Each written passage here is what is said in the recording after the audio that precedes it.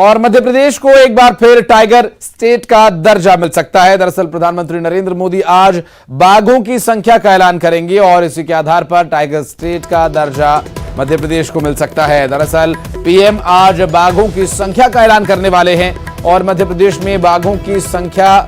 700 से ज्यादा हो सकती है। दरअसल 2018 में मध्य प्रदेश में 526 और देश भर में 2967 बाघ थे। अब मध्य प्रदेश में दावा किया जा रहा है कि 700 से ज्यादा बाघ हो सकते हैं और उसी के आधार पर मध्य प्रदेश को टाइगर स्टेट का दर्जा दिया जा सकता है और मध्य प्रदेश को एक बार फिर से टाइगर स्टेट का दर्जा मिलता है, जिससे एक बात ये फिर स्पष्ट हो जाएगा कि देश भर में मध्य प्रदेश हमारे राष्ट्रीय पशु बाघ के लिए सबसे मुफीद हो सकता है। वासु हमारे सहयोगी इस वक्त हमारे साथ मौजूद है। वासु, टाइगर स्टेट का दर्जा एक बार फिर मिलना मध्य प्रदेश के लिए शान की बात होगी, गर्व की बात होगी, लेकिन कब तक और कैसे इसके बारे में डिटेल पुख्ता हो पाएगी? हालांकि अभी बाघों की संख्या का ऐलान प्रधानमंत्री की तरफ से किया जाना बाकी है।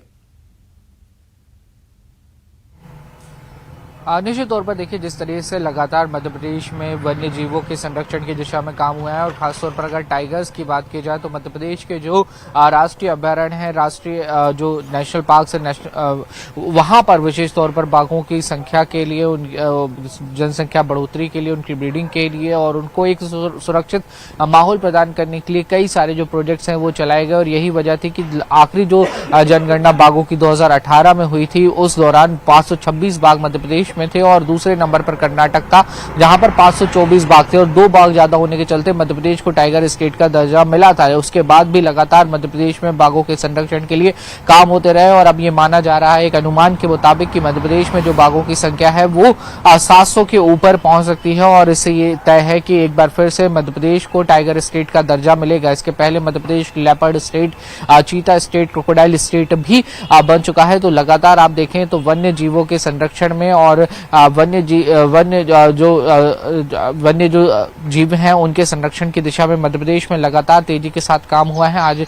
पीएम नरेंद्र मोदी कर्नाटक के दौरे पर हैं और वहां से वो घोषणा करेंगे कि सबसे ज्यादा बाघ जो हैं वो किस प्रदेश में है और कहां पर कितनी बाघों की जनसंख्या में बढ़ोतरी हुई है। तो निश्चित तौर पर मध्य प्रदेश को अगर फिर से एक बार टाइगर स्टेट का दर्जा हासिल होता है तो ये प्रदेश के लिए काफी बड़ी बात भी होगी, क्योंकि हमने देखा कि कूनो में जब चीता प्रोजेक्ट आया तो उसके चलते मध्य प्रदेश में वाइल्ड लाइफ पर्यटन जो है वो काफी ज्यादा बढ़ा था और अगर टाइगर स्टेट भी मध्य प्रदेश बनता है तो कहीं ना कहीं इससे मध्य प्रदेश का टूरिज्म जो है वो बढ़ेगा। अगर मुख्य तौर पर बात किया जाए तो Kanha national forest, Bandhavgarh tiger reserve, Pench national park, ये मुख्य पार्क हैं जहां पर लगातार बाघों की संख्या में जो बढ़ोतरी है वो देखी गई है और कई बार ऐसा देखा गया है कि जो फॉरेस्ट के अलावा बाहर के बफर जोन्स होते हैं, जो रिजर्व जोन्स होते हैं, वहां पर भी मध्य प्रदेश में जो टाइगर्स हैं वो पाए जाते हैं और इस बार बाघों की जनगणना के लिए हाईटेक इक्विपमेंट्स का, हाईटेक सॉफ्टवेयर्स का जो है इस्तेमाल किया गया है। पग मार्क्स को चिन्हित करने के लिए और एनहेंस्ड टेक्नोलॉजी का इस्तेमाल किया गया है ताकि एक जो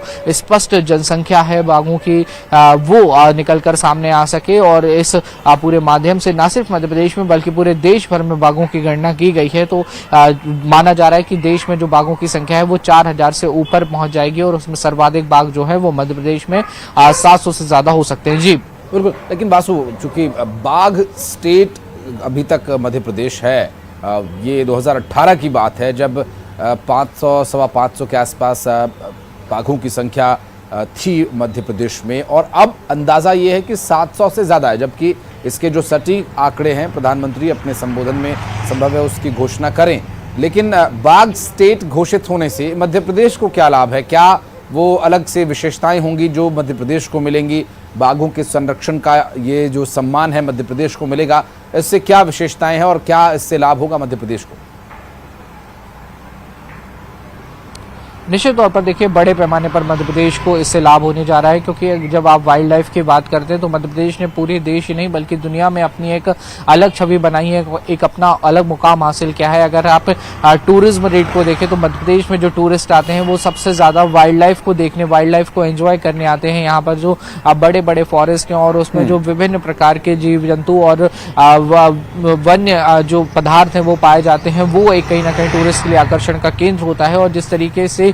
जो कैट कैटेगरी में अगर हम बात करते हैं, जो एनिमल्स आते हैं उनके लिए मध्य प्रदेश एक घर बनकर उभरा है और home to tiger Madhya Pradesh को कहा जाता है। आप देखिए टाइगरों की जनसंख्या मध्य प्रदेश में लगातार बढ़ी है, चीतों की संख्या जो है वो बढ़ी है, लेपर्ड स्टेट मध्य प्रदेश में है और इसके साथ ही आप देखेंगे कि तो क्रोकोडाइल और अन्य जो वन्य प्राणी हैं उनके लिए भी मध्य प्रदेश एक मुनासिब जगह बनकर सामने आया है। और अगर टाइगर स्टेट एक बार फिर से बनता है तो कहीं ना कहीं ये पूरी देश और दुनिया में अपील करेगा कि मध्य प्रदेश की जो वाइल्ड लाइफ है वो अपने आप में काफी मायने रखती है, काफी खास है और इससे टूरिज्म काफी ज्यादा बढ़ेगा। टूरिज्म बढ़ने से रोजगार के जो अवसर हैं वो बढ़ते हैं और मध्य प्रदेश का और प्रदेश का और लोकेलिटी का सबसे बड़ी अगर हम बात करें जहां पर ये फॉरेस्ट मौजूद हैं, ये सेंचुरीज मौजूद हैं, वहां पे काफी ज्यादा जो रोजगार के अवसर हैं वो कहीं ना कहीं इससे पैदा होते हैं। तो ये मध्य प्रदेश के लिए निश्चित तौर पर एक बड़ी बात है। और सेफ टाइगर प्रोजेक्ट जो चला उसमें मध्य प्रदेश ने बेहतरीन काम करके दिखाया है। तो पूरे देश और दुनिया के सामने भी एक एग्जाम्पल के तौर पर मध्य प्रदेश उभर कर सामने आ रहा है कि जो रेयर स्पीसीज हैं उनको